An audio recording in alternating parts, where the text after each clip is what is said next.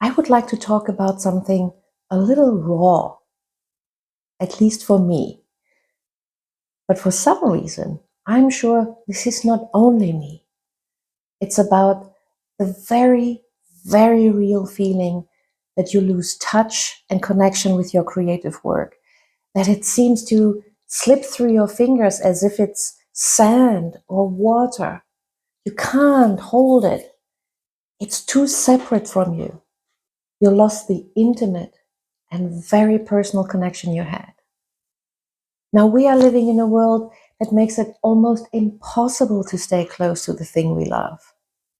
We live in a society where everything has to be justified, everything has to be productive, marketable, explainable, bite-sized, curated, polished, worthy of a post or a story, isn't it? You want to write poetry? Great, but only if it gets you engagement. You want to paint? Sure, but don't forget to record it and show your messy middle so it feels authentic enough. Curated rawness with a ring light. Ah, you are expected to show your process like it's a product. And who the hell is his absolute natural self in front of a camera, ready to be uploaded, to be passively consumed by people you don't even know, or who just accidentally scroll by and judge every second they see of your reel? Yes, seconds. So I lost my light, I continue. You are asked to explain your inspiration. People demand your story so they can understand what your art means. And only when the story is emotional enough, extravagant enough, bizarre enough, you will have successfully defended your value. And you know what's the saddest part about it? Somewhere along the lines, you internalize that and you stop asking, what do I want to make today? And start asking instead, what would make sense to share today? That's where it starts. Or maybe not where it starts, but where it becomes very tangible at some point. That's when you can look away, and that's when you can't look away anymore because it feels off and you begin to lose intimacy with your own work. Let me ask you this. When was the last time you made something and didn't immediately imagine how it would be received? When was the last time you didn't rehearse the caption, didn't predict the silence it might get, didn't wonder whether it was even worth finishing in the first place? Maybe you have even had the thought, what's the point? Not in a dramatic way, just genuinely. What's the point of making something, anything, if no one sees it, buys it, likes it, shares it? I have a friend who used to write letters to herself, long, rambling, weird little letters. She would fold them, put them in envelopes, stamp them, and then really send them through the actual mail to herself. She said it made her feel like her future self was worth writing to. She doesn't do it anymore. Now she writes carousel captions. Same voice, but more flat and more curated, censored. And she's tired all the time. And that's just a snapshot of what this world can do to people who used to make things just for the joy or for the ache of it, for that deep sense of connection with themselves. It teaches you that the thing isn't valuable unless it's visible, consumable. It teaches you to treat your own creativity like a small business that's failing unless it grows. And that's where grief comes in. that quiet kind of killjoy, the grief of losing closeness to your very own spark. Because when you stop trusting that what you want to make is enough, you start to silence it. You over-edit. You overthink.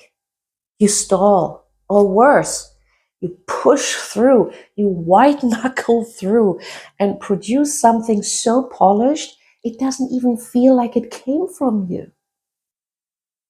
But people like it. People applaud. The world might clap at that beige thing. Hey, thumbs up. Cool. Something something emoji. And you die a little inside. Does that sound familiar? Or is it really just me? The real tragedy isn't that we stop making, is that we keep making, but further and further away from the thing we actually meant to say. And social media is only part of it. Sometimes the pressure comes from the culture you grew up in. Maybe you were raised to believe that art is only valuable if it leads somewhere. Maybe creativity was only allowed if it looked like hard work. Or maybe, and this one hurts a bit, maybe you started performing your creativity the moment someone praised you for it. That's one of the classic traps, I believe. Maybe you have been living in that shadow of that one compliment for the past 10 years. You adapted. We all do. We find ways to survive in systems that don't reward sincerity, that don't value depth, thinking outside boxes.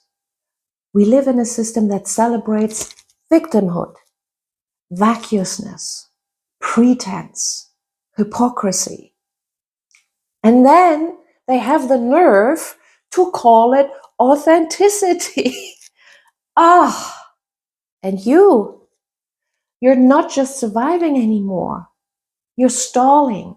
You're spinning. Perhaps you're numb. Perhaps you feel very lonely and misunderstood. And I think you watch this here because you don't want to stay there and you look for a way out. So what's the way out? What do? Stop pretending you don't care. Admit that you miss yourself. Remember what it felt like to sit with your own work and not to hate it. Or to hate it, but for the right reasons. You know what I'm saying.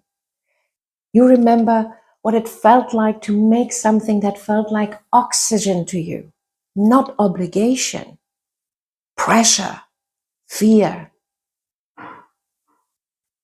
Go back to the thing that made you stay up all night once, not because it would sell, but because it made you feel real. You let the thing be yours again. Use the grief I mentioned earlier as your beginning fuel. Use it creatively. Grief has so many faces, and one of them is anger, rage. Let it out on paper, in writing, on canvas, on something. Don't think, do. Let it out of your system. And I think this could be a great start to reconnect with yourself once you had enough to smooth yourself out. And stop treating your creativity like a brand. Stop making mood boards for your soul. I know I might sound harsh, but it's about connection. And maybe, just maybe, you make something today that no one sees. Not because you're hiding, but because it's sacred. And if you're sitting here thinking, but I don't even know anymore what I want, that's okay. That's just a sign that the noise has been too loud for too long. But the want is still there. And that's all you need. It's just been buried. And it needs a bit of quiet, a bit of slowness, a bit of rebellion. And if you need a place where your creativity doesn't have to perform or prove anything, that's what the muse is for. It's a return, a sanctuary, a place where you can be all of you and more. So that was what was on my mind today and on my heart. And I hope I could encourage you a little bit and give you a bit of hope back that, hey, you creating is meaningful. Thanks for watching. And if you are interested in who I am and what I do, I have all the necessary links in the description below. I just can't chew the same thing up and down to make you subscribe or do something. Do it when you feel like it. And then hopefully I see you next time again. By the way, I just noticed that I think I was wearing the right tee for the right time. It says the intimacy of being understood. And yes, it's my handwriting and I did it. And I think it matches just perfectly today, doesn't it? Whatever. Have a lovely day. Bye for now and talk soon.